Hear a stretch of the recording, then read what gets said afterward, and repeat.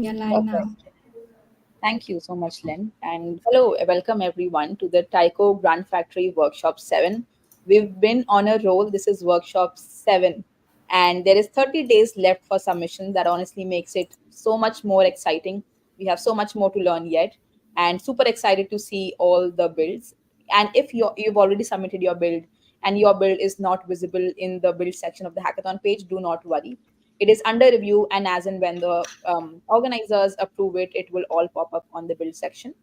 But yeah, with that being said, the Grand Factory by Taiko and other partners, the prize pool for the hackathon is 100,000 USD, which is honestly so much more than just the prize pool. You have great mentors. You have a way to continue to build your project, sustain your project, get on a great roadmap. But yes, we have every workshop Jordan with us today, and Jordan will guide us on what the agenda for this workshop would look like and what exactly would we be learning here.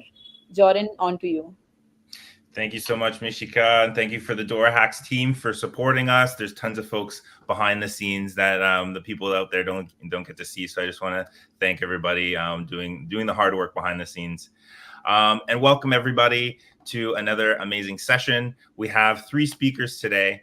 And the first speaker, I'm really excited to announce to you guys because it's a new partner that are coming on to offer the hackers some value. So the talk that we're going to start off with is a talk about audits, and we're going to take a look at some of the horror stories that have happened in the crypto space and how they could have been avoided with effective audits. And so Hashlock has come alongside us to offer some credits for you guys. I'll let them explain all of what the offer is, but essentially you're going to be able to take advantage of their services to have your projects audited, so that when you go live and in production, you avoid the major pitfalls that can befall some of these projects.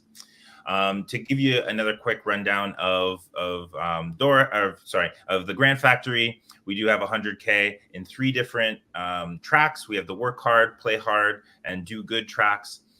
We have a ton of, we have a ton of projects coming in. So keep submitting your projects.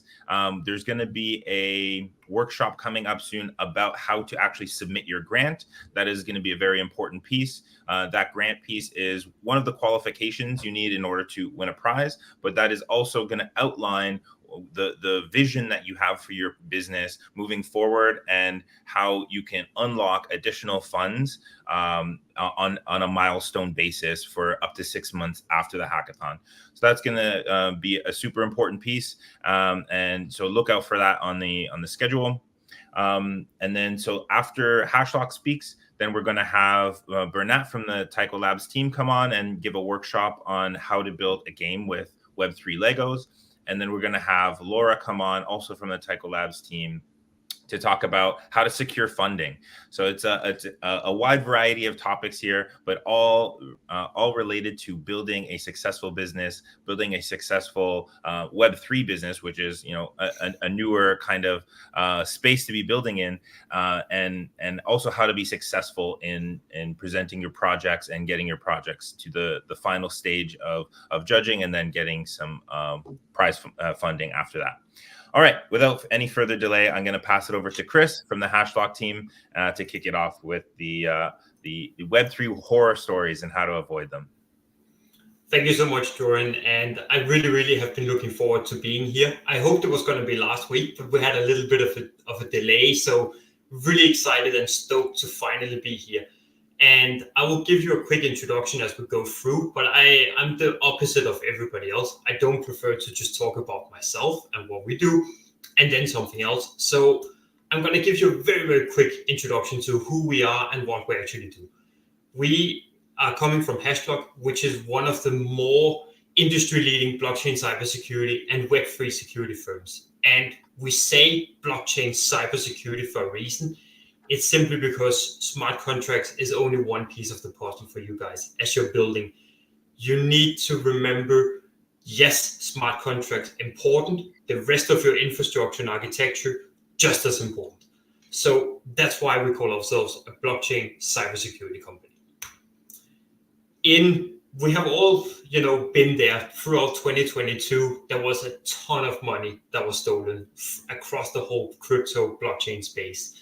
And unfortunately, we saw the same trend in 2023 and 2024, where we still see so far $2.5 billion have been stolen across those 1.5 years, give or take.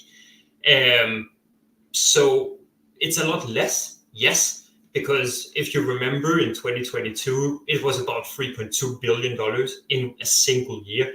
So 2022, notorious for hacks, 23, 24, sort of following, but not really as bad as we've seen in the past. And many of these hacks, by the way, like I said, do not happen directly through smart contracts. They also happen through phishing attacks, database information, front-end attacks, and a variety of other scenarios.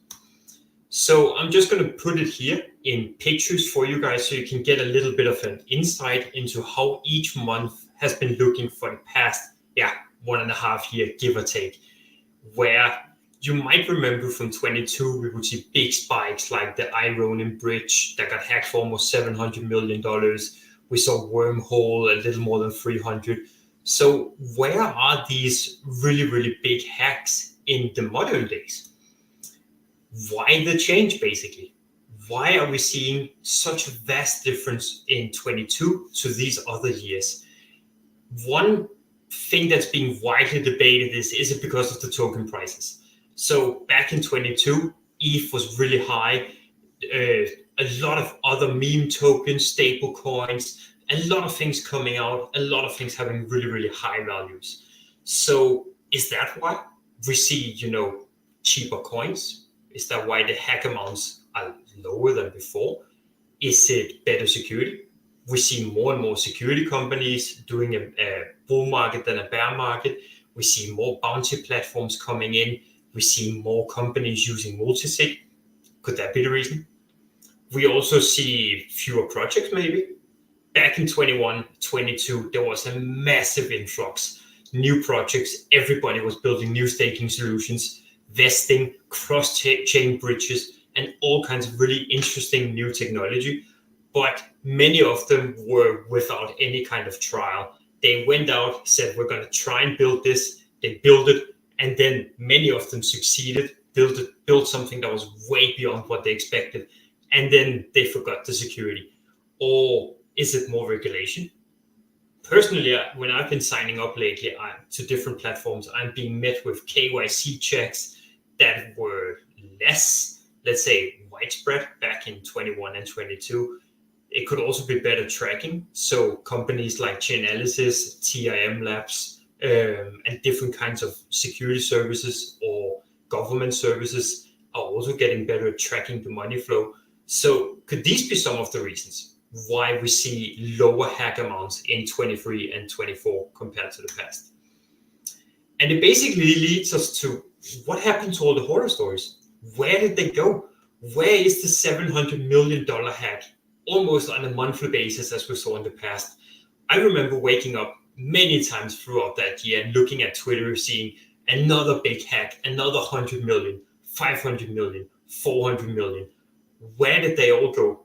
Is it because of all the changes that we just discussed, or could there potentially be some other reason why the amounts are lower than they were in the past?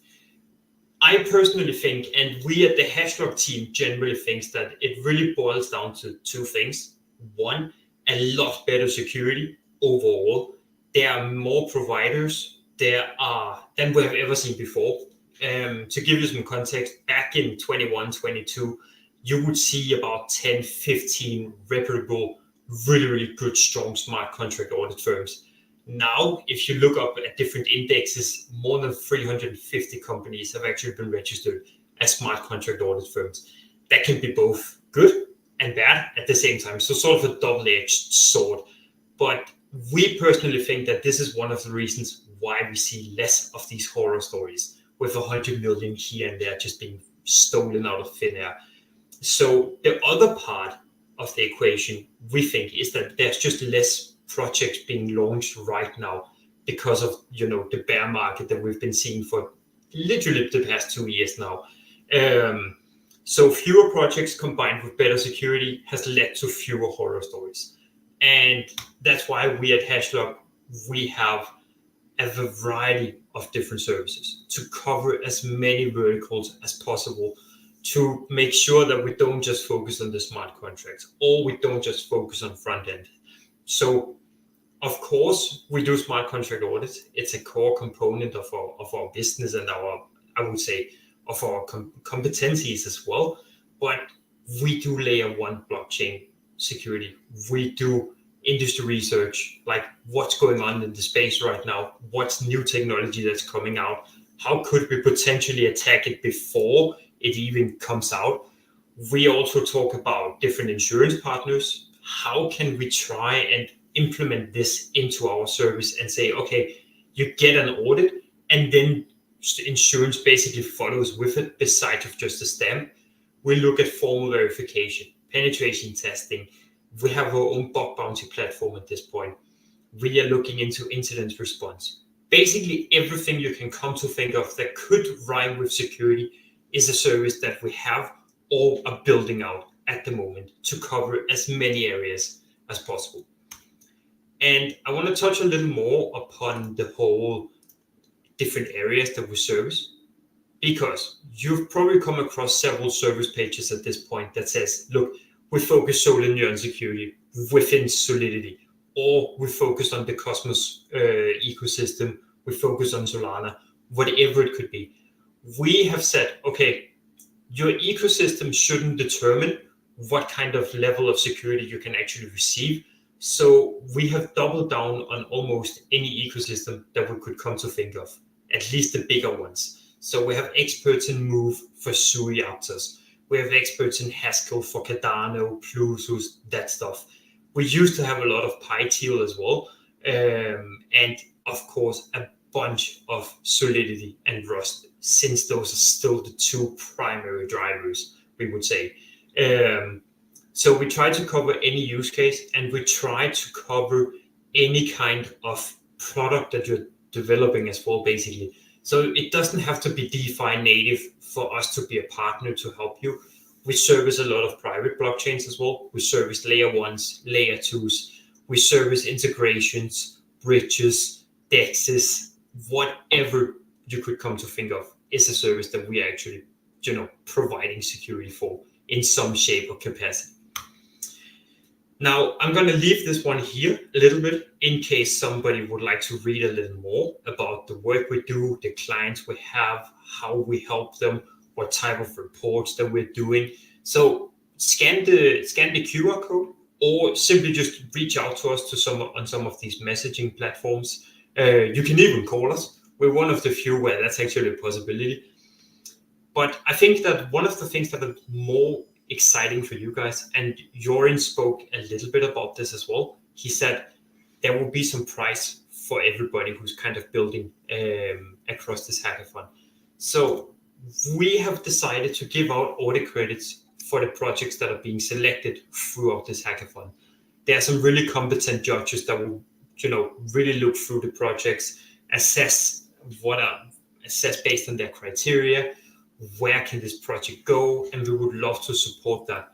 So we have decided to give out, I would say, 25% discount on every single service, whatever it could be. It can be smart contract, backend, pen testing, whatever. We want to give 25% off our standard rates to any selected project. And I know from discounts are good, but if you charge several hundred thousands, what can a project straight out of a hackathon actually do? And how can we remove this barrier to the audit industry and secure launches? So in order to really mitigate that, we've decided to give out $10,000 in audit credits as well. So that, combined with the prize money that Jorin spoke about, should be a really, really good catalyst to actually launching with a secure infrastructure and secure smart contracts. And just to go back to one of the other things we discussed, this is definitely one of the key reasons why many projects are getting hacked. They can't afford the audit. They go live, hope to generate revenue so they can actually secure their smart contracts, but they get hacked in the meantime. massive issue. So therefore, the $10,000 in audit credits as well. I like to keep my presentation short. I remember from university, listening to one guy speak for half an hour or 45 minutes can be really, really dazzling. So I would like to leave the end here for any kind of questions that you guys might have. More than happy to answer whatever I can. And I think Jorin, he spoke about that there will be a bunch of questions. So let's see if we can get him back on the call. Thank you. Amazing, Chris. Thanks so much for that. And yeah, I'm super excited and thankful that you guys are putting up that 10K in credits as well as the 25%. I don't know if that was understated, but lifetime. So, you know, a project coming out of here just starting as a new project could potentially have a long life. So that could be like, a very valuable kind of prize to win, 25% on all your services forever. Exactly. That's amazing. That's amazing. Thank you so much for that. You're very welcome. Yes, I have a question. So particularly this past year, I've seen a lot of hacks on like social platforms, like Discord's getting hacked, Twitter's getting hacked, and malicious links being put out under the guise of them being official links, and then users are getting drained, and this is just like a horrible outcome for everybody. Mm-hmm. And so I'm curious, do you guys have any insight in that? Do you guys do social audits as well?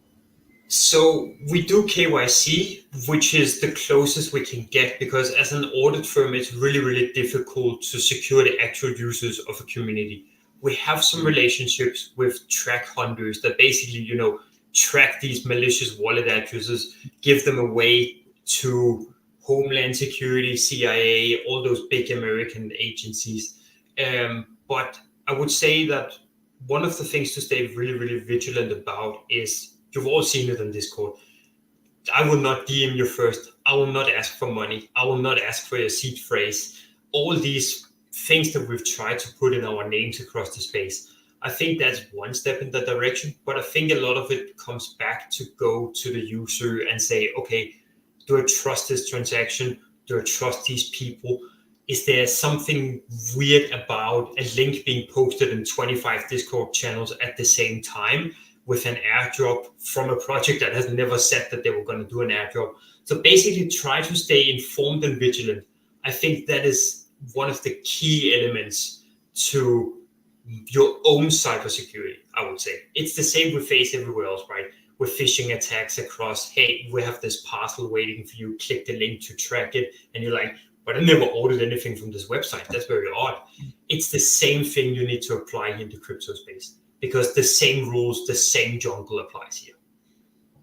Yeah, I think it's normally on the side of the social owner, the protocol owner, or like the Discord owner, operator, moderators that are falling for these for the phishing, yeah, exactly. Rooms, and then they get their account swiped, and then it's just mayhem.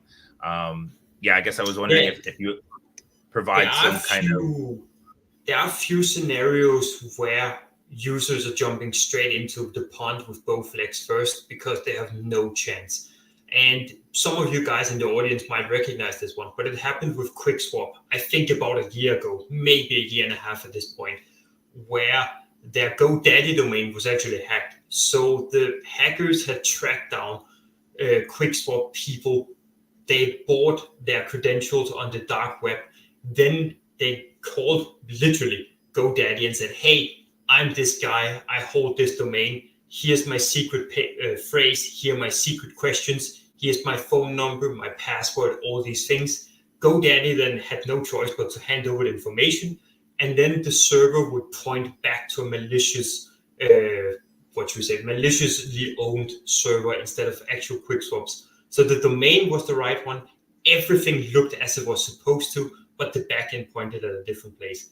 They only found out because users would, the second they connected their wallet to QuickSwap's website, they all got drained for 24 hours straight. That was how QuickSwap realized that something was up. So sometimes it's just impossible to be user and stay vigilant, because many of these people would never have fallen for anything, but it happened anyway, which is also why we do all these front-end audits. We try to protect from phishing by just giving advice, but basically protecting front ends as well. Penetration testing, make sure that if you have credentials, change them regularly. If you sign up to some of these databases with leaked credentials as well, make sure that if it actually pops up and say, hey, you've been detected here, go and change your stuff. So basically just stay vigilant in the regular cybersecurity world as well, or the regular cyber world, basically, not just Web3. Right, that makes sense. Yeah, I did have another question. It's gone away from me now. That happens. Is there any other? Oh, I remember now.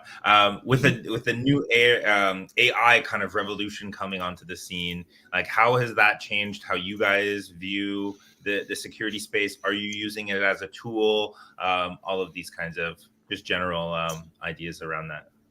I have a phrase that I use a lot, which is a fool with a tool is still a fool. Meaning that you cannot replace seasoned cybersecurity researchers with AI and tools at this point. There's some companies that are trying, but whenever a project gets an audit from these guys first, and then they come back to us afterwards, we tend to find severe vulnerabilities that were missed by tooling and AI. Now, am I saying that AI cannot be a good starting point? No, it definitely can be, but we need to remember that AI is currently in its stage being trained on both good and bad data. So it can give you a lot of errors, which is why you need the seasoned security expert to sit down and say, okay, I'm being told this and this and this by my tool. That can either mean that there are errors over here or not, because we recognize this pattern. So it's very, very difficult to replace these people where we are right now. Will it change in the future? Maybe, but I think that this is like you're in a hut, you have a bear outside, and you have a leak in your roof. Where do you focus first? You need to focus on the roof first. You need to patch it up. Otherwise, everything inside will still be destroyed, bear outside or not. So that's the current stage that I see that we're in. I love that analogy. I would probably be scared for my life if the bear is outside. But I guess he doesn't have the thumbs to open the door. Hopefully, he doesn't figure out how to knock down my house. But I got to fix up that hole in the roof. That could be a horror story we could come to as well if the bears suddenly start opening the doors on their own. But normally they don't, so I wouldn't worry too much at this point. Yeah. Oh, so thank you so much, Chris, for coming and presenting for us and letting everybody know the importance of getting their projects secured and audited. And thanks again for the prize that you're putting up. We're going to shift over now to the next workshop. And for anybody that has more questions for Chris, you can find him on our Discord.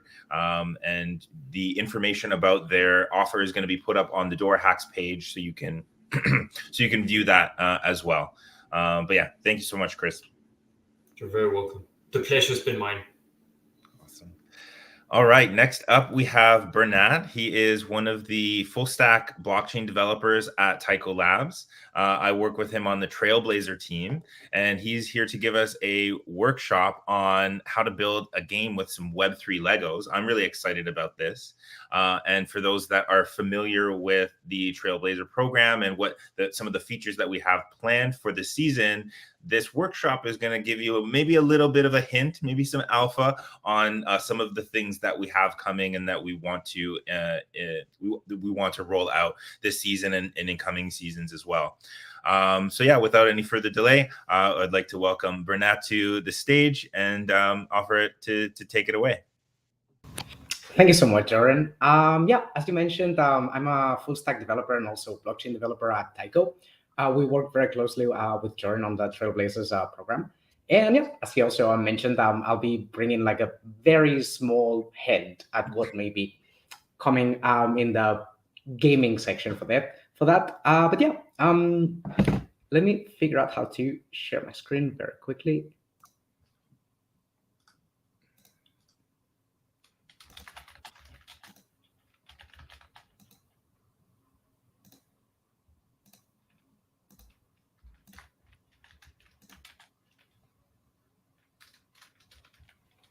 Okay, there we go.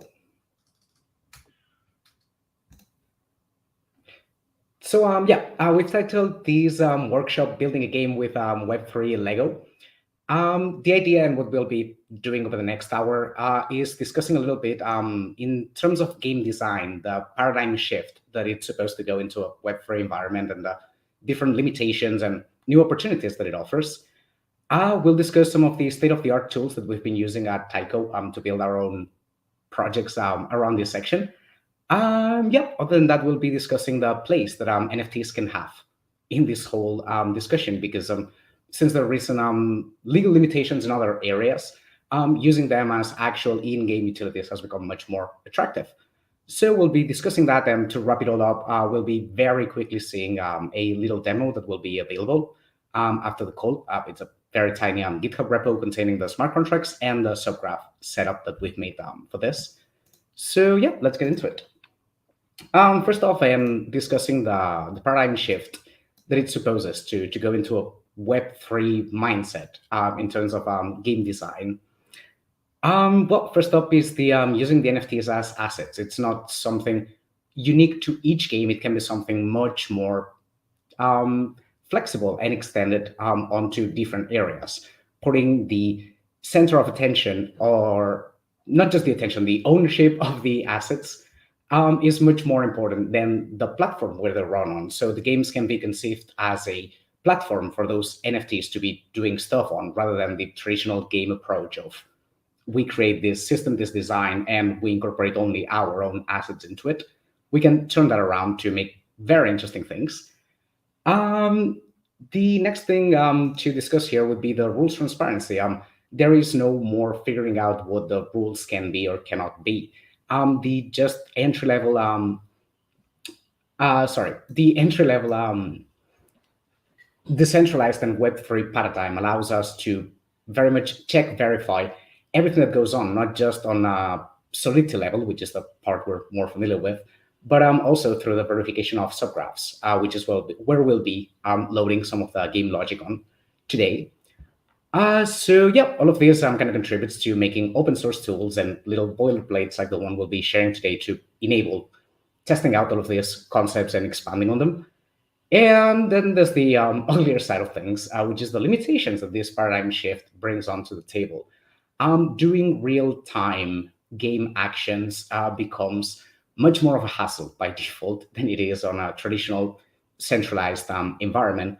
But it also allows us to conceive our games outside of that very reactive real-time framework and take it on to a more gradual or dripping or just not real-time centered experience. Let's move on to the next one. So the tech at play, what we'll be seeing today, on the one end, we'll be developing or seeing some smart contracts. We are using Foundry as a framework in there. The idea is that, not the idea, sorry, it's the actual fact. It's a much more pleasant user experience than other frameworks like Hardhat. I personally adore that you just write everything in Solidity rather than having to go back and forth between Solidity and JavaScript to get it done. And yeah, it's just a fantastic tool. We use it at Taiko, and we very much recommend it.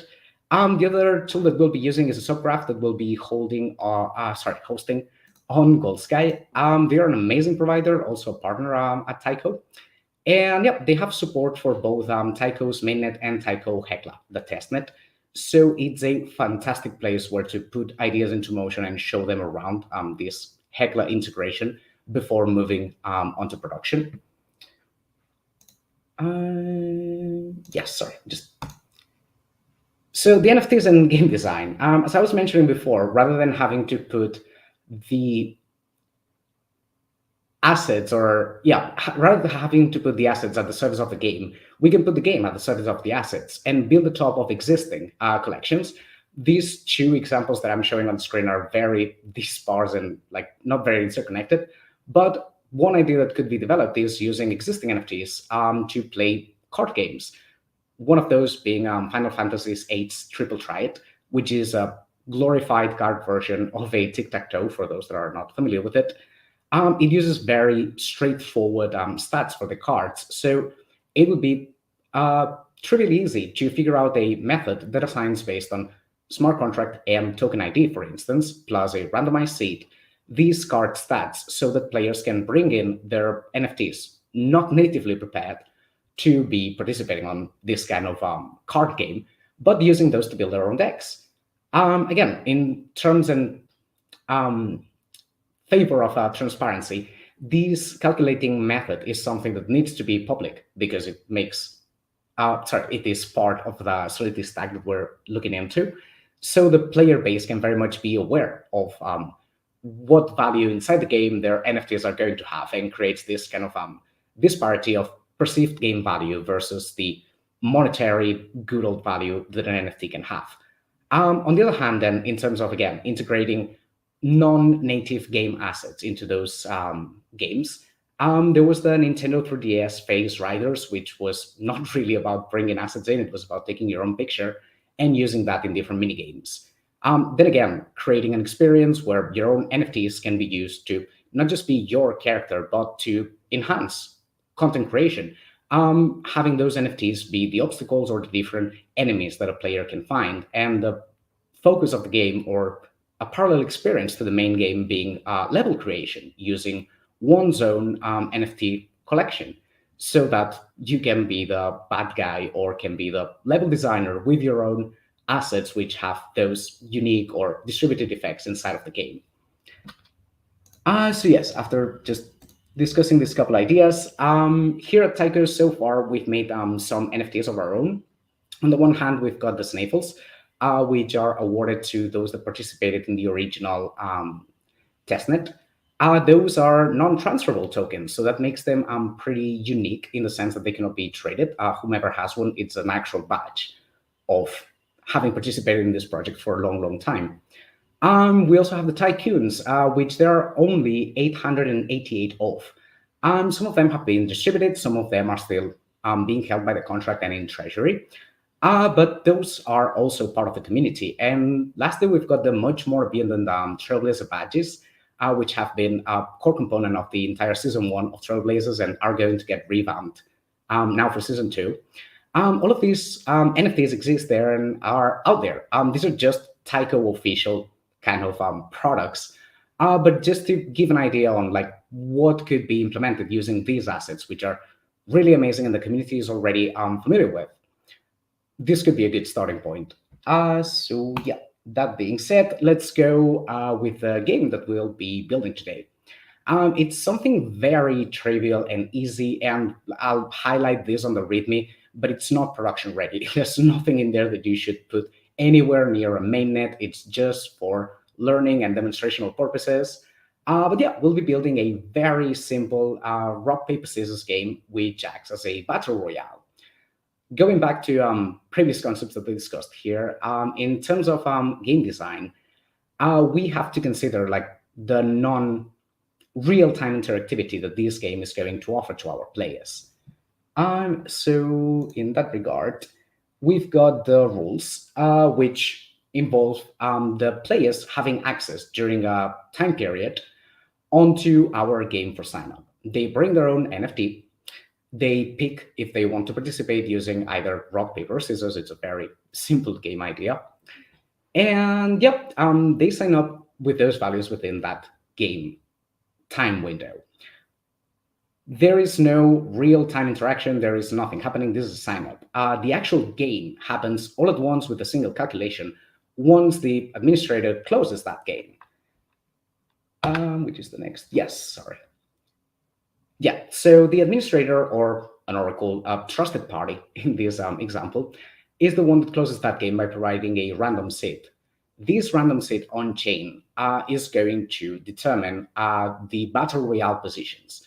The heavy calculations on there will be moving onto the subgraph, as we'll see in a minute, to make the whole process much more gas efficient in a way that's also easy to replicate and compare in terms of did that game happen as it was said to have happened. So I think that with this, yes, we hit the end of the presentation. 1 second. I'm sorry, I've not been keeping much look on the comments. Are there any questions so far? Is there anything burning, or should we go on? Okay, moving on. So yes, we can see the little code boilerplate that I've prepared. Again, this is not public yet. It's going to go out. It just needs some adjustments on the readmes.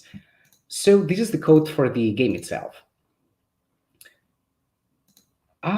Yes, we define what the possible moves are in this enum, and we create the entry, which is the base point where the user registers and says what their token is and what move they have chosen to participate in the battle royale with.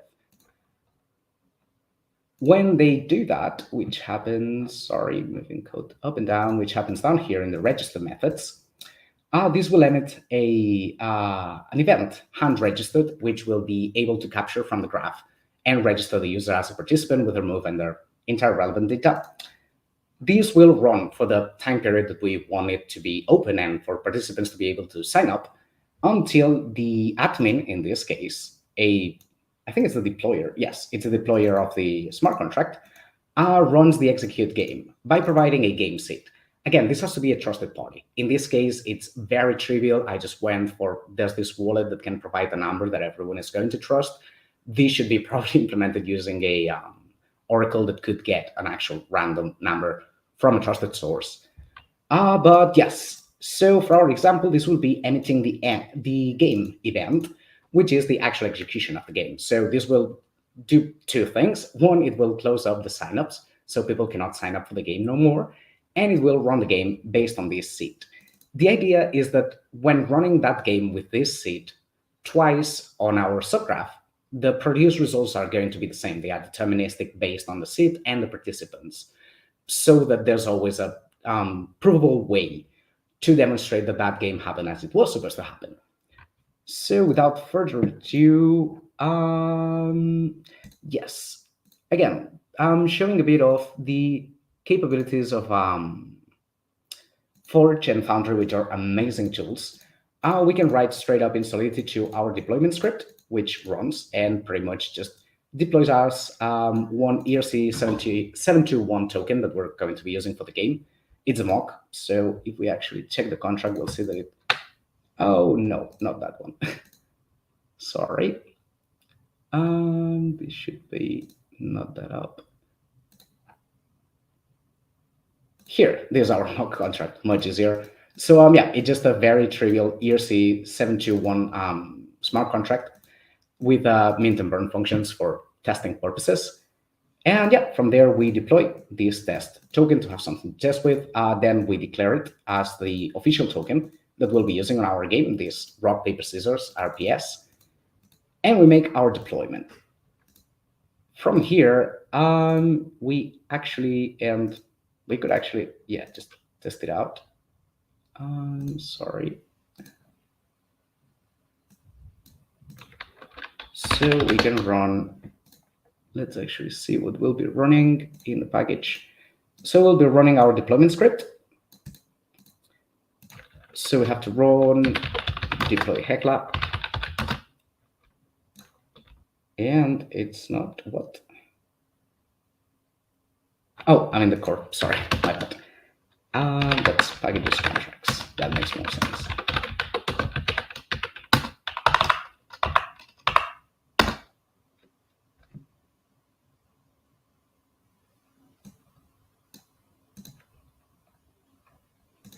All right, we'll be copying these values for later.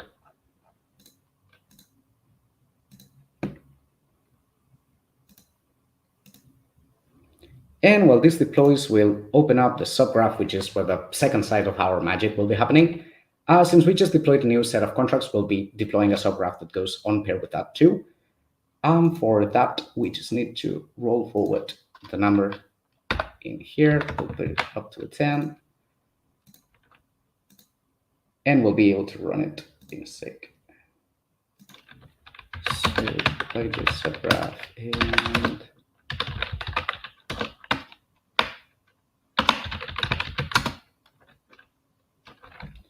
those are the right values.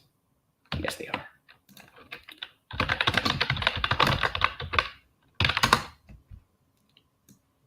And since we're here, very quickly on the subgraph, we've created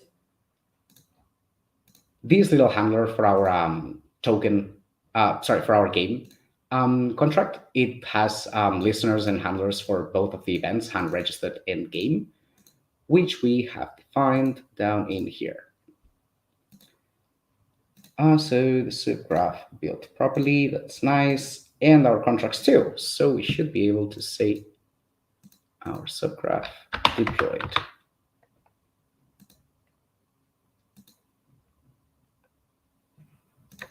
All right, so far you'll have to trust me, it did work. Let's actually now see it work. So back into our deployment script, we've got a pair script for it, which is the setup. This little script is going to create a bunch of wallets. It will also assign them a static set of moves, one for each, and will iterate over those wallets to register them as players. So we will be minting near C721 token for each one of these people, and we'll be registering them up with their own 721 and their chosen move, rock, paper, scissors, onto our game. So this is the setup script for contracts, which is here. And yeah, this is the part where I had to remember doing this, otherwise it's not going to work. These values are hard-coded, so it needs to be hard-coded here too. That's the token, that's the game. And we can save it. I'm missing. So now we can run setup, which will register all of these users onto our game. Let's give it a second. Meanwhile, we'll do the same with this method up here.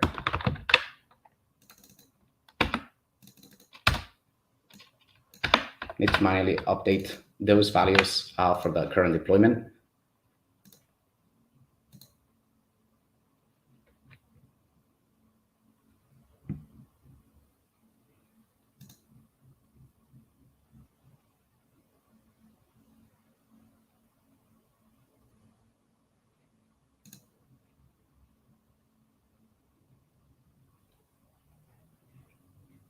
All right, it's run, and we can see it on the subgraph. So this is our vision of the subgraph. We are running a query in here to capture the participating tokens. We'll see in a second the structure for those.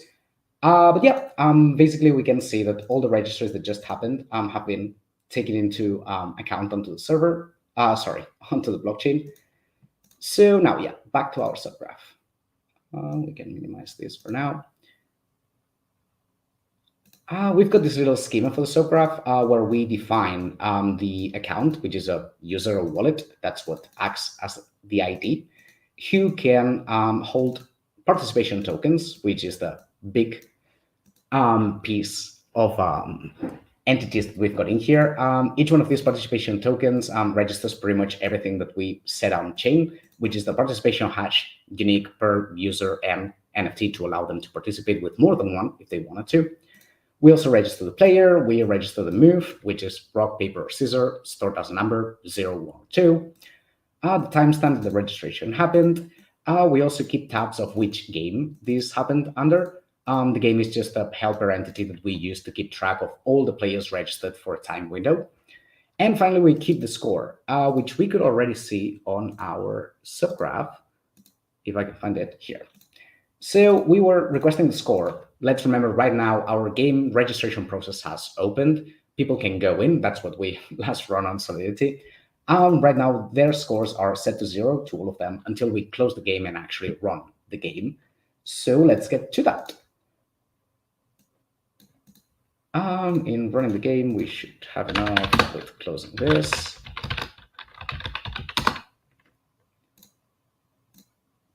And let's get to the actual logic of the game. So if we take a look back at our smart contracts, we can make this smaller for now.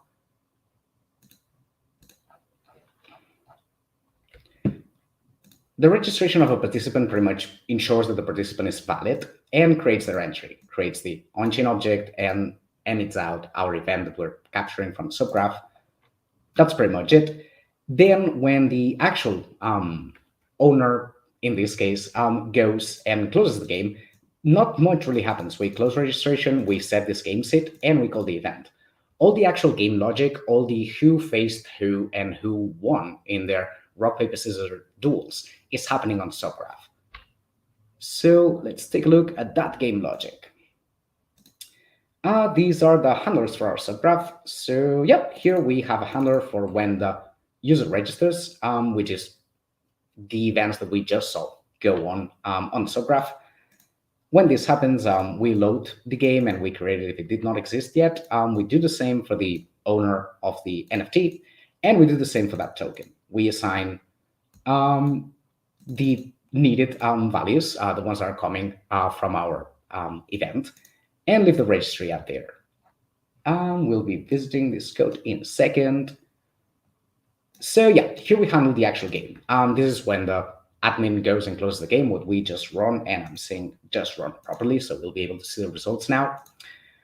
This is called, again, by the owner, by the admin, by a trusted source that provides this game seed parameter.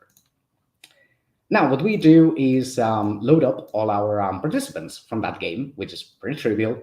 Then we define that the game will run in rounds, rather than, since it's a few users for these examples, rather than having it be a battle royale where everyone battles everyone just once, we do it in 5 rounds to just make it a bit more appealing and distribute it in terms of points.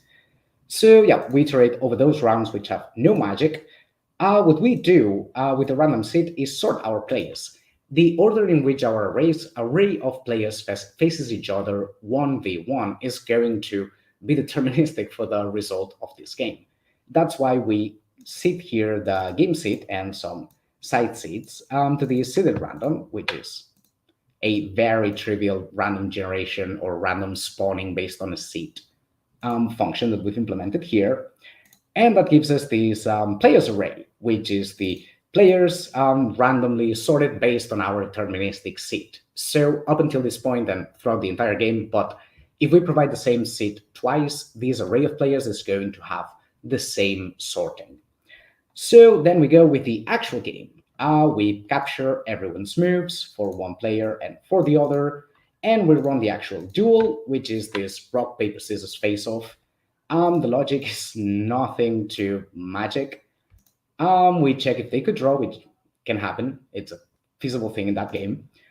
We assign who wins and who loses. And sorry, trying to go back to where we were. Yeah, here. And we assign that result. So, and these are our very arbitrarily defined rules. Winning one of these matches entitles you to 5 points. And then if there was a tie between the 2 players after assigning these points, we just decide that whomever has the biggest ID gets a little score plus of 3 points to just break the tie cases. After all of this, and since this is a subgraph, we need to save both the entries for both players. And we finally just save the seed inside of the game object. So yeah, this is a bunch of token, a bunch of code. Let's see what that does, which is produce our, again, consistent and reliable game result. So this is the view that we had from before we closed the game. Let's watch it now, close down, and we have it here now. So yeah, we can see that the first entry now has a score of 109. This is after everyone had faced everyone. This is the accumulation of the 5 and 3 point deal breakers that a user could get. And since we've asked for that on our subgraph query, they are returned in a sorted manner based on their score. So the first guy has 109, and it keeps going down until the one that scored worse got 50 points only on our system. Again, this is a very contradictory game in terms of traditional game design. The users do their actions for a time period, and then based on a single action, the competition, the face-off happens on that time. But again, it's something that Web3 allows us to do or corners us into having to do at times, which we usually don't get to explore in traditional game design. So it feels like an opportunity to build amazing games like this. And again, this is a rock, paper, scissors. This has this user input, but this could be easily turned into a race game or a racing game in which your spaceship is decorated with your NFT as your texture, for instance, just to name one. And this competition has many more factors counting in, and those can be bound to user input, like the rock, paper, scissors choice, or they can be completely randomized or based on the NFT, such as we discussed before with the triple triad example, where we assigned stats based on NFT data. And yeah, I think that's the end of the presentation. If anyone has any questions or wants to reach out, I'm around the Discord for the developers of the hackathon, so just ping me in there. And yeah, thank you so much, guys.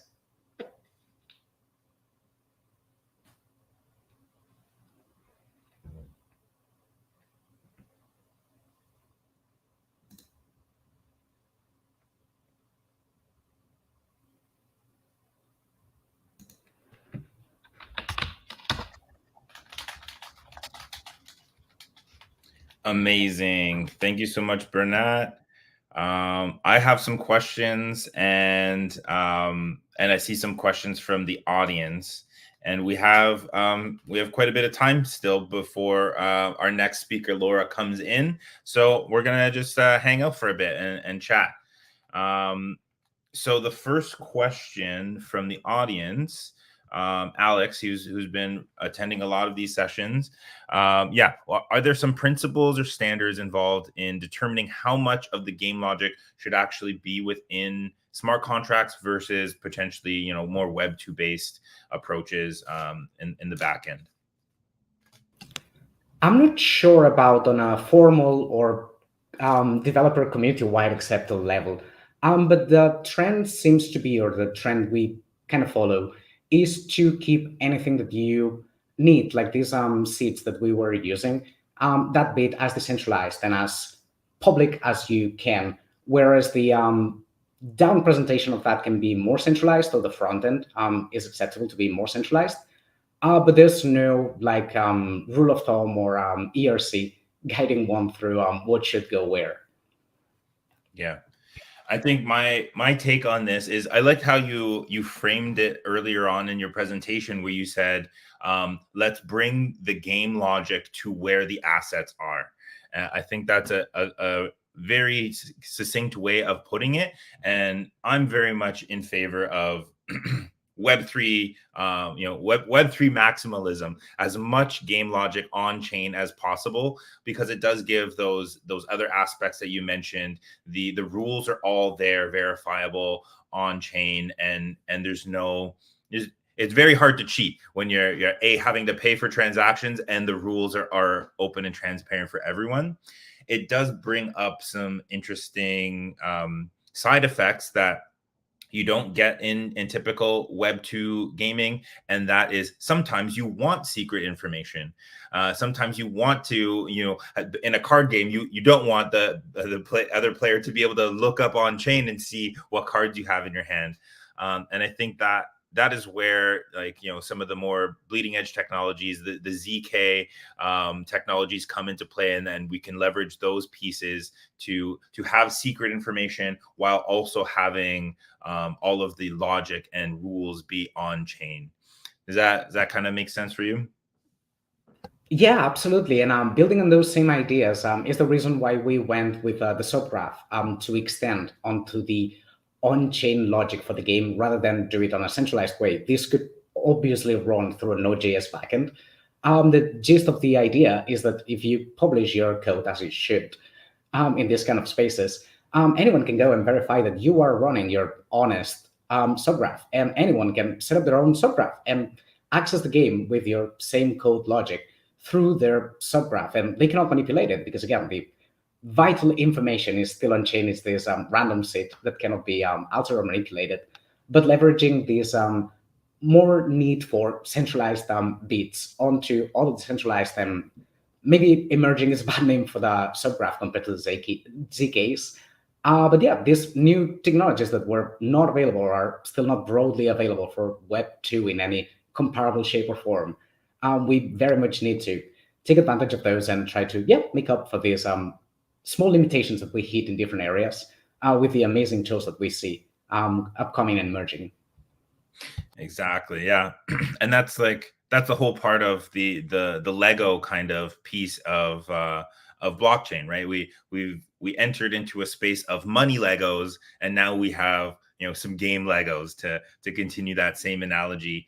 And some of those same tools, some of those same Legos are useful in different areas, in both areas, in financial areas, or the work hard kind of areas, as well as the play hard kind of areas. Awesome. Another question here from Alex is, with this template code, what would you imagine? I know you mentioned a couple things in there about the randomness, security, and such, but like, what would you imagine would need to be added and polished up about this project in order to make it mainnet ready? And I also want to add the caveat that you can't take this project and submit it to the Grand Factory Hackathon, Alex, if that's what you were thinking. No, just kidding. I don't think you're doing that, but yeah, just to give us a better idea of like what it would actually take to make this ready. No, I completely understand, and especially since I gave that fair warning about it. It would need to be properly looked into from a security perspective. There are few functionality tests, but there's no rigorous testing of any of the functionalities made in there. Particularly the token I've used, the 721, has a public mint method to just make things easier. So anyone can go and mint that token. Please do not deploy that.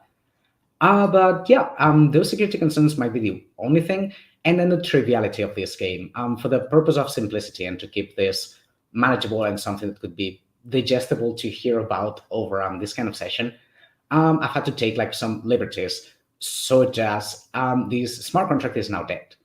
Nobody can register anymore and nobody can do anything with it. So the first piece that you would need is a factory contract that could spawn these game contracts, or adding this piece of logic that said from this time on to this time, you could register, and then this happens, and then the Oracle, which would be much favored over a centralized piece being the admin, would also need to go in there.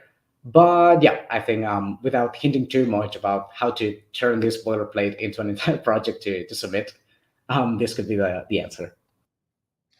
Nice. So it sounds like we need to bring Hashlock back here to do a full audit and find all the security bugs so that we can patch them.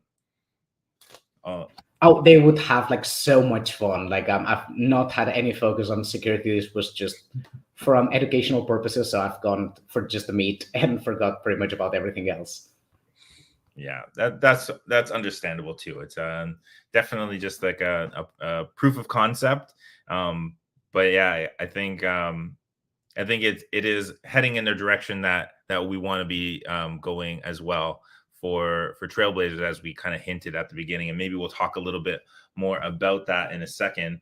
But there was another question that I had about one of the drawbacks that you mentioned at the very beginning with the real-time aspect of gaming, and how that is a little bit of a downside when you're beholden to kind of the blockchain's block times and then paying transaction fees and so forth. And so yeah, one thing that I kind of wanted to point out and then also get your opinion on or thoughts on is as Taiko moves towards this new kind of, again, bleeding edge technology of pre-confirmations and being sub Ethereum block times, and in the highest goal, sub-second block times. How does this, in your mind, change how we can think about real-time gaming using blockchain? It makes it feasible out of the box. It's a fantastic thing. Then we can start thinking of actual, like, the same kind of crypto or Web3 games and gambling sites that we see running with hugely centralized and concerning pieces could be ported over, complete decentralization with no need for anyone to be holding back onto anyone else's assets or tokens, with full transparency, even on like gambling sites, which is a huge, still current issue on Web3 projects. So yeah, I think that those pre-confirmations are something we're like obviously very thirsty to see at play and see being amazing. And yeah, once that's ingested barrier and we can aspire to this way closer to real-time experiences, the limitation or the drawback that this means right now with like the technology of our day to think of terms of game design will also be shifting, because it will be fast, super fast, but it may probably still not be comparable to just having a super loaded, not super loaded, super loaded centralized server that you can rely on. So I think it's going to still create these opportunities or limitations to go and build more interesting things.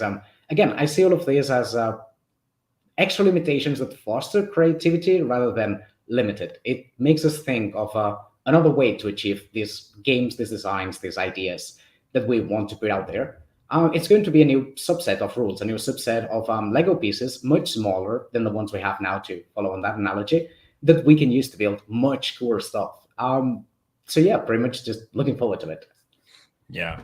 I especially wanted to highlight that for people that are, maybe building a game, but just in general building projects for the hackathon, is that we are this gets thrown around a lot. What we are early, but I really do mean it, that we are early, and as fast as and useful as Taiko is currently, we got so much on our roadmap that is going to make us even faster, even more accessible and real time for your project. So getting these projects deployed now and building your community now, and getting that momentum, that attention that your project needs, is only going to set you up to be able to blast off and really take advantage of pre-confirmations when they get rolled out, which in blockchain relative speaking terms is soon trademark. We have pre-confirmations, I believe, ready on some test nets, some dev nets rather, and later this year will be rolled out to a more public test net, and the aim is to have them on mainnet even as early as the first half of next year. That's currently the roadmap that I'm aware of. So it is quite soon, and so getting your foot in the door now, so to speak, is one of the a beneficial step, I think. Yeah. Okay. Absolutely. And sorry to interrupt, but on top of that, I wanted to focus this workshop on things that can go to market and scale competitively today. So again, this is what we can do with the technology at hand today. The focus of this call was not to look into the fastest thing we could do, or what will be able to be happening in the next following months and year here at Taiko. So please take it very much as what can be done, achieved, or the limitations that we face today, and what can be taken onto production today, rather than look into our future. Like, there's obviously many more powerful and amazing tools coming down the road, like the pre-confirmations, that will speed network times. So yeah, then again, I was not trying to like limit things or say anything against it. It just, yeah, this is what can be built and scaled up and presented to a large number of people with the limitations that not just Taiko, but layer 2s present nowadays. Sorry. Yeah, no, that's great. Yeah, I want to give maybe some people. There's like a few diehard folks that have been carrying on and tuning into our workshop sessions. Maybe we can talk a little bit about how your demo here today is feeding into our plans for Trailblazer. Without giving all of the secrets away, let's kind of give a little bit of hints. So you started off earlier on in your presentation. You talked about again bringing the game logic to where the assets are, and you mentioned tycoons and you mentioned faction badges. And so I wanted to ask a question, and this is something also I like really encourage the broader community to do, is to leverage what's already successful, leverage what's already out there, the assets that are already out there, like these NFTs. So how do you imagine using assets that are out there already on the blockchain to integrate into a game or any kind of project, or even? I think it's a fantastic question. Using these existing assets, like, first off, I'm a developer. I very much am not good at visual stuff. So having the assets that proper artists have created, and not just taking them from H.io or their Patreons, but from this blockchain persistent proof of their art, is a fantastic opportunity just from a design perspective to be using in our games. And yeah, also like beyond the asset on its own, the communities that exist around those feels like the most powerful or attractive aspect of this in terms of game design. This bringing down the game at the service of one's assets feels very much closer to the idea of, for instance, in Dungeons and Dragons, where you play with the character and then you can take that same character and go play at somebody else's house who doesn't even use the same rules. But having this ability, this personal attachment to your assets, to your NFTs, which in many cases have been acquired for monetary value, but until they become market relevant again or trade up, you don't have much to be doing with them. So I think that giving those existing assets that people have already emotionally invested on, and using those at the core of the game and at the core of this openness of just walk in and play this card game or play this racing game or play this real-time shooter where your NFTs can be part of those assets, can be part of what you build and construct in there. Yeah, 100% agree.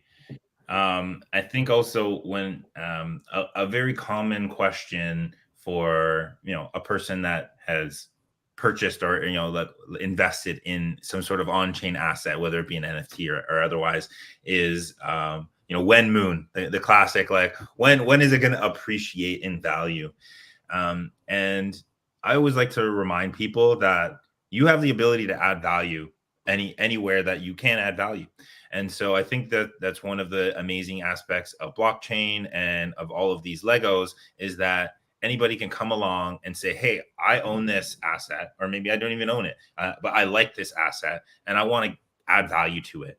And this is one of the ways that you can do that. You can make a project that uses that asset in that project, and that adds value. That any utility that you can add to any kind of asset is going to add value. And the rising tide raises all ships, so to speak. Does that make sense? Yeah, and I totally agree. Having this ability to incorporate and to give secondary values, perceived values inside the game, but at the end of the day, actual value. These NFTs is a fantastic thing. I was mentioning before, for instance, the idea to use a hash function to turn any NFT into a trading card game kind of card. That's not bound to the original scarcity of the NFT. It's completely random, which again creates this opportunity or space for NFTs that may not be natively worth that much to actually, in this context of this game with this rule set, to be a very uniquely powerful item. And I think that's a very powerful idea too. It's not just the intrinsic value at exchange level that an NFT can have. It's how good or bad an asset inside a game or inside a rule system that NFT can be taken to represent, and really create this multidimensional array of values in which our tycoon or my tycoon is, okay, it's a cute one. It's as scarce as the other 887, so nothing much in there. But it is a deal breaker when you bring it into this card game that just generates that. And that makes it, like, out of the 888 tycoons, it makes it particularly interesting. But again, take it further. When there's dozens of projects where you can bring your NFT into and have that perceived value change, then it's this multidimensional array of values of what can you trade this for just in terms of scarcity, or what can you trade it for in terms of being an amazingly cool and appreciated skin in a particular game, or something that gives you a particular advantage in another, and having those coexist and, again, build on top of each other. Yeah, I think that's so cool. I think when you say things like that, it reminds me of Ready Player One, and the true metaverse where you're in there and there's different worlds within that metaverse, and items can change kind of value as you move from different worlds, different rule sets. And I imagine, like in in one area, medieval setting, this one NFT is a long sword that you can swing around, and then you go into another setting, and I don't know, maybe it's an underwater thing. You're not going to really need that sword, but then maybe comes a harpoon gun as an arbitrary example. But I think that this is the technology we're playing with is really setting the stage for that to become possible. And I always want to encourage people to think on those terms of like, you're only limited to your imagination, and you can really build what you want in this space. There's a project launched on Taiko called Looperlands that I think is moving in this direction as well. And it allows teams to create their own worlds that are all connected by like portals. You jump into one portal, you pop into somebody else's world that they've created. And in those worlds, you can build your own rule sets. You have your own storylines, your own NPCs that you've set up, and you can carry the items that you could collect in each of those worlds to your other worlds. And you have a general overall level as you're fighting mobs and monsters, which again are customized to the world you're in. You're leveling up, and then you can just keep jumping from world to world, experience to experience, and really engaging with all of these things. And it's user driven. That's what I really love about it. It's a framework that you can come along and say, hey, I want to build this thing, and I want to learn a little bit about pixel art generation, and you're making all of these assets, and it's a pretty low barrier for entry for people to engage with this kind of technology. Sounds like a fantastic entry point, and this kind of boilerplate where the line between playing and creating content is so diffuse that you as a player can just hop around between one and the other. Also in non-Web3 trends that we're seeing in gaming, but these I think they are called asymmetrical kind of games, where I play this giant and 5 of my friends play this tiny humans that have to take down the giant. In these scenarios where you can create your own content, where you can play this uneven matches and bring this forward as part of your world, part of your enemies' equipment, part of your I think it's very powerful and still hugely unexplored to its depths concepts to move forward in terms of game design. Absolutely. I think this conversation is just so amazing. I think we could maybe take a little bit more space, and then Lora will hopefully be jumping in. What else do you think we can leak about Trailblazers and the game we're planning and anything around those topics? I think it's safe to leak that we'll be seeing some of the things demonstrated today.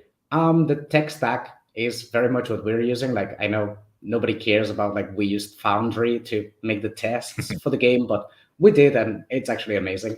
But yeah, we'll be using this concept of using external NFTs, not just any NFTs or just the ones we spawn for a game. But yeah, this idea of using the Taiko environment or ecosystem existing NFTs to bring into the game. And yeah, I think I'll bounce it back to you. What do you feel comfortable leaking about that game? Yeah, so I think it's safe to say that the faction badges have been a key piece in season 1, and we're introducing a new collection, or two kind of new collections that form the larger collection in season 2, and all of these will play a part. We've seen that in what is the world that we've created? Neo Taiko. Do you remember the name of the world that these guys exist in? Neo Nakuza. That's what it's called. Neo Nakuza, yeah. So we have these factions in Neo Nakuza, and the pressure of the political situation has fractured these factions even further into teams, and we've seen the emergence of the devs, the whales, and the minnows, and naturally it would make sense that these factions are forced into a conflict where they're going to battle each other out in an arena, kind of like what we've seen here in your demo. And so yeah, I think it makes sense to keep an eye on this space. It makes sense that you would probably want to have some faction badges from season 1. And as the season 2 badges come into play, you're going to be wanting to snap those up, because not only are they going to give you a multiplier on your points, but they're also going to give you an opportunity to play. And that will lead to some other things as well. So yeah, keep these things in mind, folks, and keep an eye on the space. I'm excited for these to roll out, and I'm so grateful for Bernat for coming and giving us an insight into what he's been building, and for just having such a stimulating conversation about the space. And I think we gave the folks listening a lot to think about and to use in their projects moving forward. Thank you so much. It was a blast to give this little workshop. And please, anyone who wants to reach out to devs, feel free to do so on on Discord. I'm Bernie, like a bear, but with an N and an I at the end, and 95. So just reach me in there, and yeah, anything that's needed, just let me know. It was a blast. Thank you so much, Bernat. Take care. And with that, we're going to bring up Lora, who is head of strategic finance at Taiko Labs. Here she is, coming with her lovely Taiko sweater, looking very posh. Yeah, thank you so much for being here, Lora. Without any further delay, I'll just kick it off to you and let you take over with your presentation. Yeah, sure. Thank you very much. Can you guys hear me okay? Yeah, we got you. Okay. Did you have any slides you wanted to share? Yes, I'm going to share screen.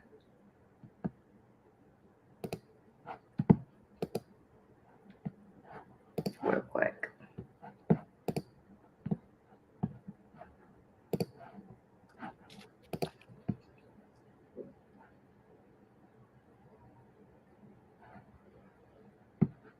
Okay.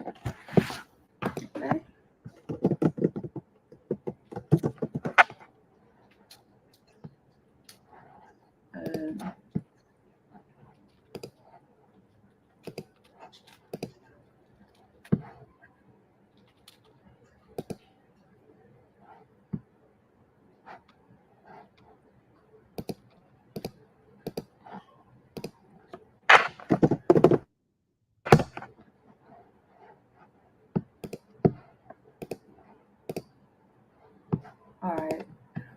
I think here we go.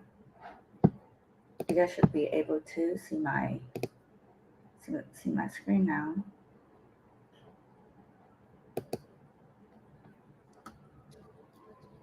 Are you able to see it clearly? Full screen? Not showing anything else. Yeah, I think we're just gonna wait 1 second, Lynn.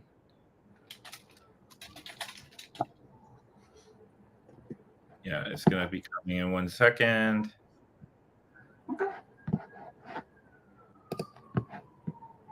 You've already shared your slides? Like you shared your screen, I mean?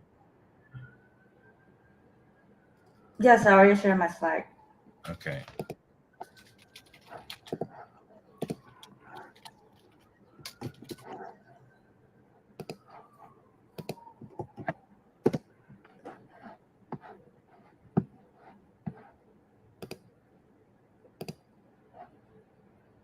I mean, like you clicked present on the bottom of your screen, and you're sharing right now on Backstage. Yeah. Correct. Okay.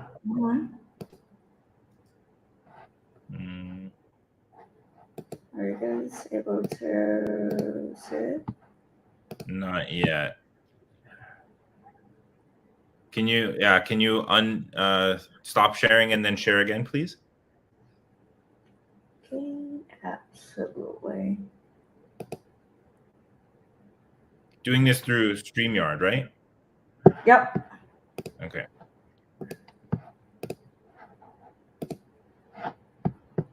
Thanks everybody for your patience.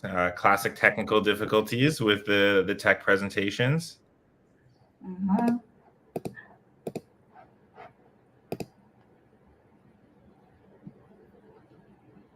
Is it possible that you share the deck for me? Yes. So you already have to- Yes. If I can do That that, would be better. you will need to grant me access to it. I just requested.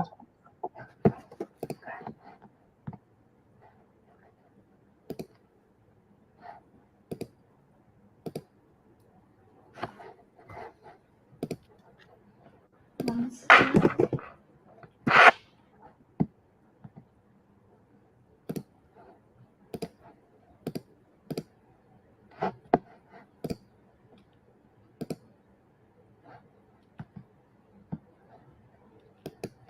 Okay, grant you access.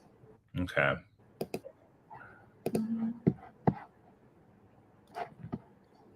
Mhm.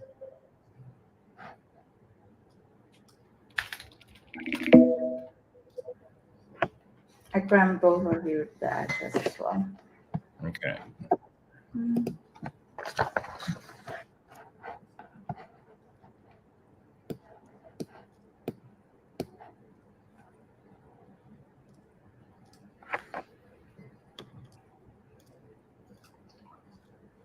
Okay, Lynn, it should be there. Can you share with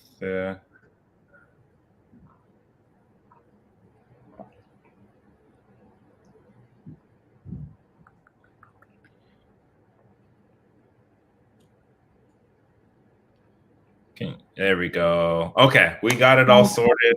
Here we go.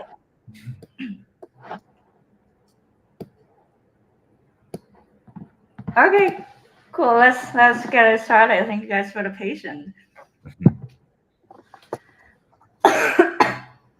So before we get started, I want to say thank you to the whole DoraHacks team for making this hackathon happen. And of course, massive shout out to our one and only Joreen for putting this together. And before we dive in, let me introduce myself. My name is Lora, head of strategic finance at Taiko. And yes, they put a strategic before finance because, you know, in the industry, you need some strategy to get that finance. And next page, please. So I oversee fundraising, listing, and our ecosystem fund investment, also being in the grant committees. I helped close our last funding round this year in March at a 1.2 billion valuation. So securing the bag is my day job. And next page, thank you. And now I'm here awake at 7 a.m. on a Friday morning to help all our hackathon project to do the same. And I know the other half of the world is already Friday night. So I'm going to keep this short and keep you guys from popping bottles for too long. So let's dive into how can you raise some money. Next slide. Thank you. So, you know, in Web3, timing is the game survival. We technically have pre-seed, seed, and sometimes A+, then followed by TGE. So during pre-seed, this is your I have a dream stage. You're selling your vision and your team. Fast forward to seed, now you've got some thing to show, maybe an MVP, maybe like early user who aren't just your friends. And then when investor asks you the second question, like what's your vesting term? I would suggest don't rush them.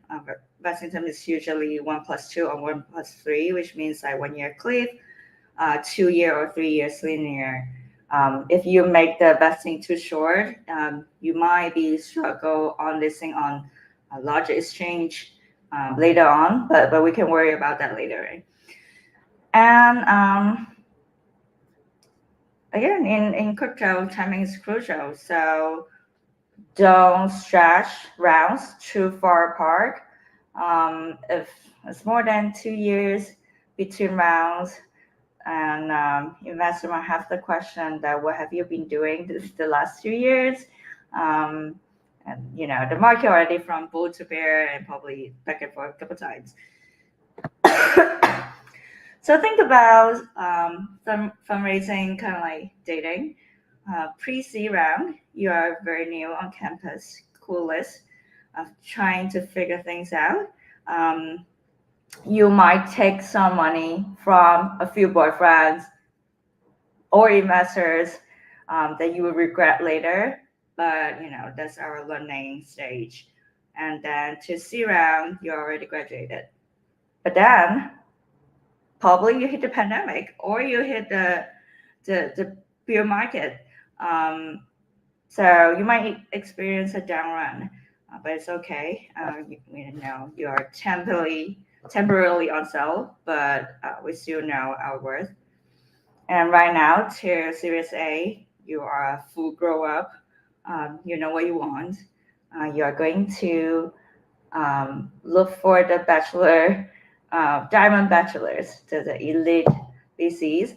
So do your homework, right? And I have done ones for Taiko here, just like that. Okay, I don't think you guys can see it, but pretty much just like list out like all the potential investors' name and their fund 1, fund 2 date and how much they raised, and ask about your friends that work at the VC. Well, to know around like how much percentage they have deployed already, and also you can find like data online that how many projects they have invested in before and how many projects they have invested in this year, so if they are actively invest or just being famous but just sitting there. So with all those data, you kind of like prioritize them and also list out tax at a firm. There are not that many people work at one single firm, so pretty easy to have their LinkedIn or Twitter just like into their DM if you don't have connections there yet. And then last but not least, look out for the projects they have invested before, similar to your project or similar to the size of your project. So their appetite. That's like crucial, especially when you're trying to land a lead investor. Like you're not just like convincing the decision maker, the GP, but also you need to convince the associate who do all the groundwork, push the deal forward, and do due diligence. Excuse me. And then now we are about to close the round. Well, it takes time. Typically, I would say around 3 months. So during this 3 months, you're going to hear a lot of no's, and you probably start about doubting yourself, but don't give up. Friendly suggestion would be lean on someone who can support things when it get tough.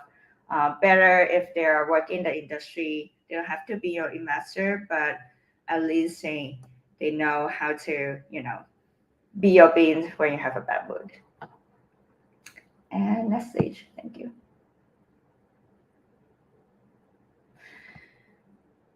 And at Hackathon, I think most of you are in the early stage and you might not have like a fully fresh out product or user base yet.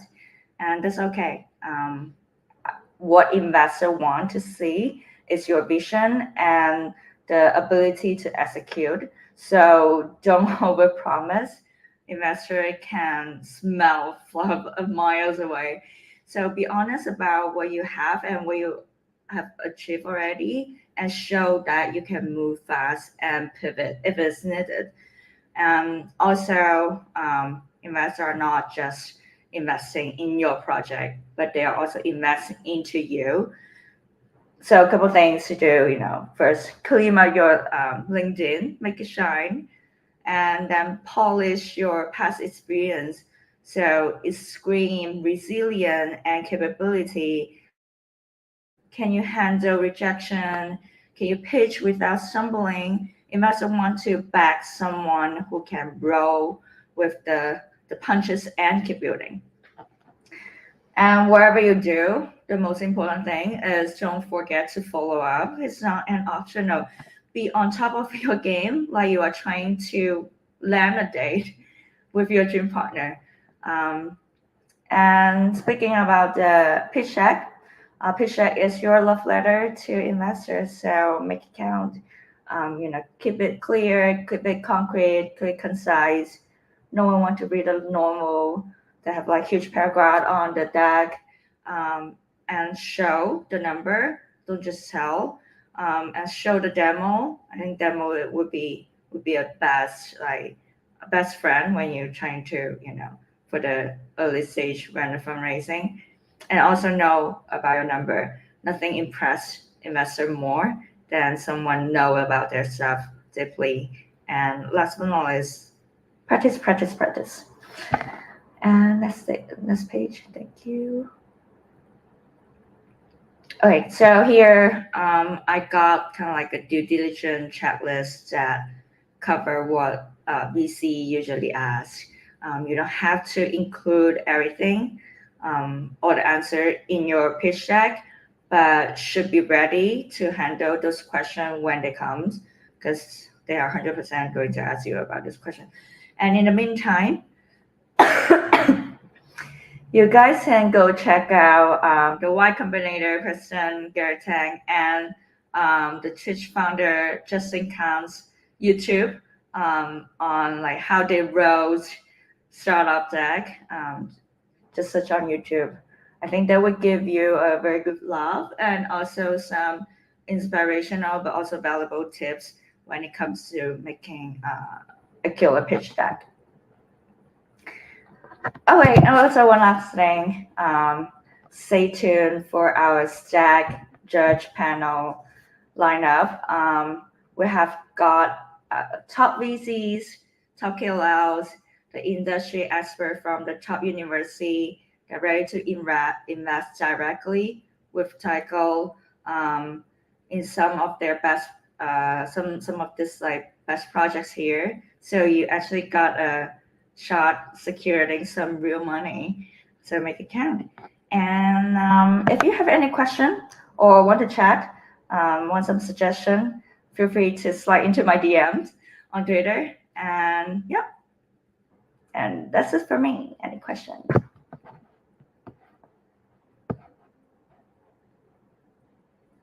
Jordan, I think you're muted.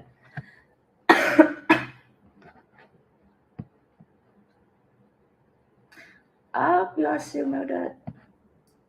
Sorry. There we go. Thank you so much for your presentation. And I do see a question here from the audience. And I just before I ask the question, I just wanted to point out, I loved what you said about your pitch deck being your love letter to investors.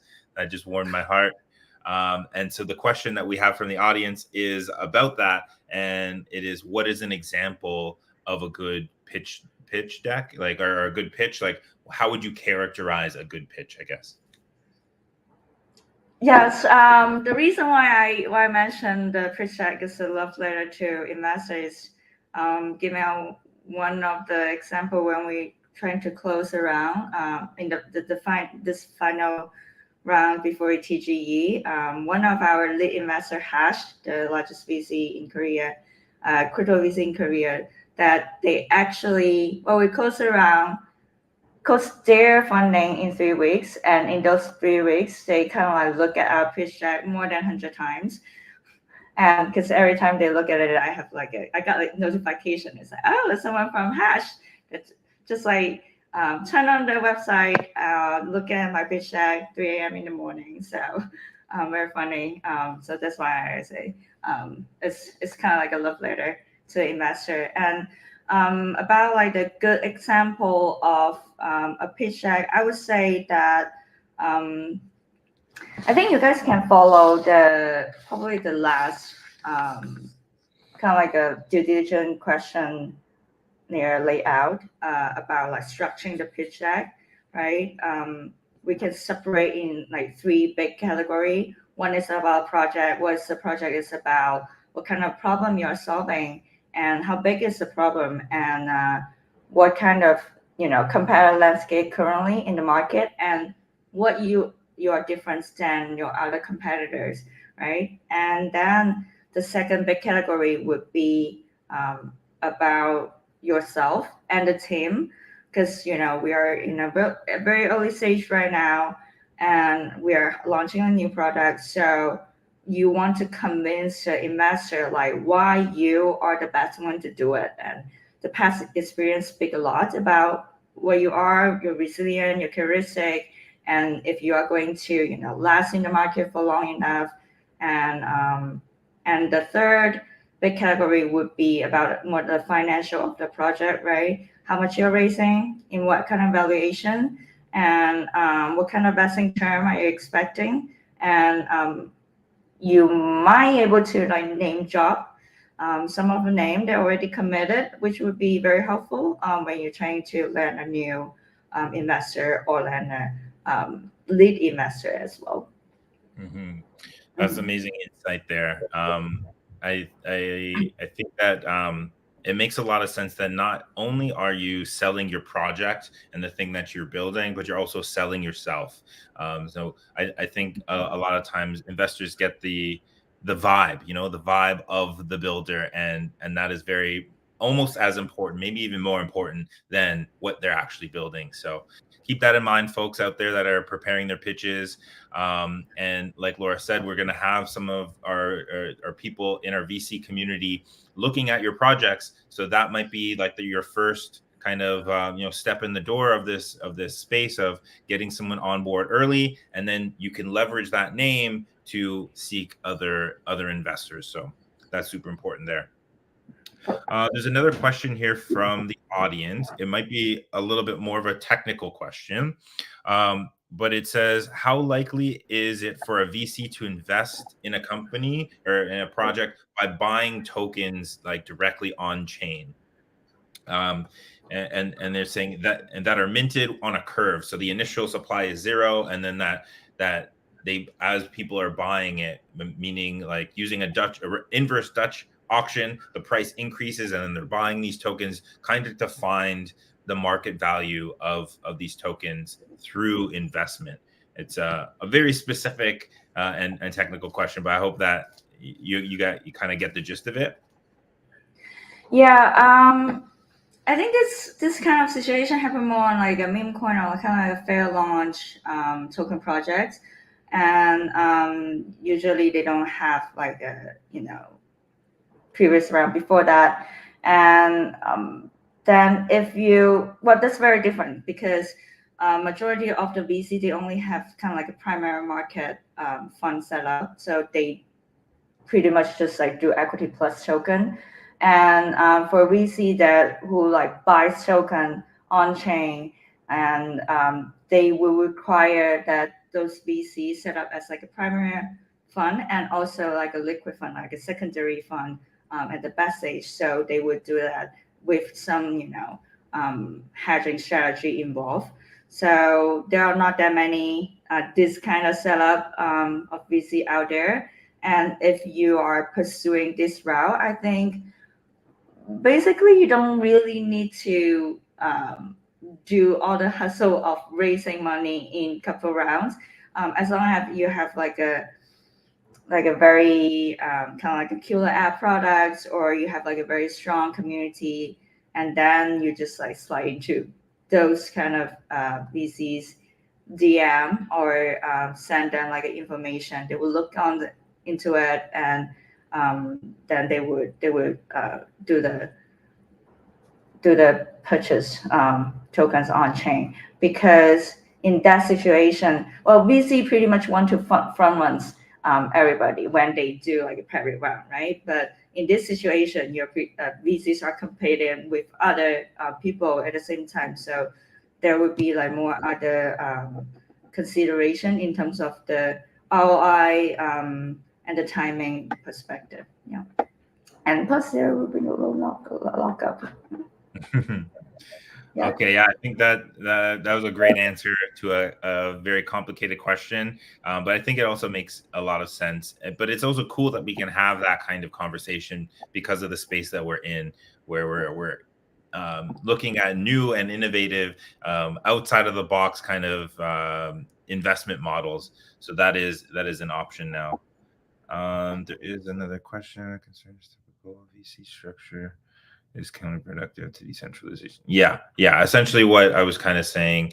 Yeah. So this person that was asking that question is worried about the counterproductivity towards decentralization by inviting VCs. Yeah. Do you have any insights on that, or like it's more of a philosophical kind of question of like, do VCs really have a place in the blockchain space where decentralization is of primary concern? I would say yes and no. Depends on, it really depends on how you structure the deal, right? If you look, well, there are many projects that put their tokenomics publicly. So majority of them is doing a good job to keep the VC part under like 50-ish of the total supply of the whole company. So they don't have, too much saying about like where is this project is going to. But also at the same time, VC are kind of like a farmer. They find like a good seed early on. They water it, agriculture, and make you into a little tree that will bloom in like in the end. And so I would say that depends on how you see it this way, because the VC are the early backers of your projects. Without those VC name, that without their endorsement, that it will be probably difficult for you to doing more, make some changes in the industry. So it really depends on the balance, and just don't, when you fundraise, so just don't give a whole chunk of your company to the VC, even though it's like early stage, even though you might facing like a financial problem, but there are a lot of other tools out there. Join like an accelerator, be part of hackathon, applying grants for different ecosystem. There are many ways to do that. So yeah, I think that you did a great job of providing a very nuanced answer. I think it's VC is not for everybody, but also everything's not for VC, and I think it depends on the type of project, the type of team you are, and of course your personal ethical or ethos, rather, behind your project is going to come at play of whether or not you want to bring VCs into the question. But they provide different advantages, and it's kind of harder to go the more decentralized route, but just because it's harder doesn't mean it's not worth it.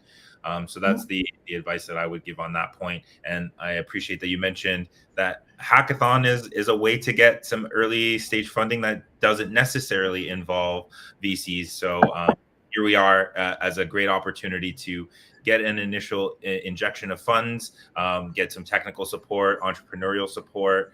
All of that stuff is here for you through the Grant Factory. And yeah, with that, I think we're going to bring this session to a close. There is one last question from the audience. You mentioned people being able to reach out to you on Twitter. We just want your Twitter handle, if you're willing to give that out and open your DMs in that way. We can just drop it in the comments there, and people can reach out. Otherwise, you can always find Lora on our Discord channel. If you just jump in and self-assign yourself a role of developer in the role selection, that will open up a category for you. And there's a Grant Factory channel there. You can tag Lora there and ask questions and carry on the conversation there. There's some great great chatter going on in the comments. People are making connections and looking to jump over to the Discord to continue the conversation. I thank everybody for being here. Thank you, Lora, for giving us your time and your insights into this very critical piece of how to secure that bag. Once again, thank everybody for joining, and I hope to see you guys on the Discord. And thanks for the DoraHacks team again behind the scenes that are making all of this happen.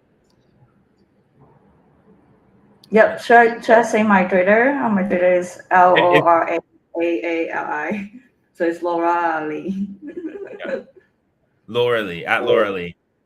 Yes. My DM is open, and I've signed to other VCs DM before where we fundraise. So I also want to do the same thing to all of you guys. And even though that you guys care about decentralization, but the reason why we bring on a lot of VC here is not only about you guys have a direct chances to get their investment, but also the idea can be brought to a bigger this hackathon to Taiko, to DoraHack, also to other VCs that the industry are aware of like what you are doing, a new idea coming up. So I think it's like a pretty good platform for all of you guys to be part of. And thanks again, Joreen and the DoraHack team to making this happen. Awesome. Yeah, thanks a lot, Laura. I love the presentation. Also love the Taiko sweater that you're on with. But yes, thanks a lot to all the speakers and everyone for joining in. This was one of my favorite sessions, to be honest. One of the most interesting workshops that we've had. And best of luck to everyone who is building a hackathon. Feel free to hop on the Discord, select a developer role, and then chat with the team, chat with other developers on what they're building. Hopefully, build in teams, find a team to build with in long term. But yeah, that was it for today. Jorin, any words from you before we hop off? Yeah, no, I think that is it for me. Keep an eye out. We have some more workshops next week. It is going to be our last week of workshops, I believe. So yeah, keep an eye on those. And then we're just under a month left. So time is running out, but we still got a lot of time to even start a new project. And we're going to be entering into the grant kind of feedback period. So there's going to be a workshop on how to submit your grants, and then we'll be able to review those and give you some feedback, so that by the end of the hackathon, you have a nice and polished grant ready to be reviewed by our grants committee. That's the last bit for me. Perfect. Yeah, I think that is it for this workshop. And thank you everyone for joining in once again. And thanks to all the speakers and Jorin for the time. Take care, everyone. Likewise. Take care, everybody. Thank you. Have a good night.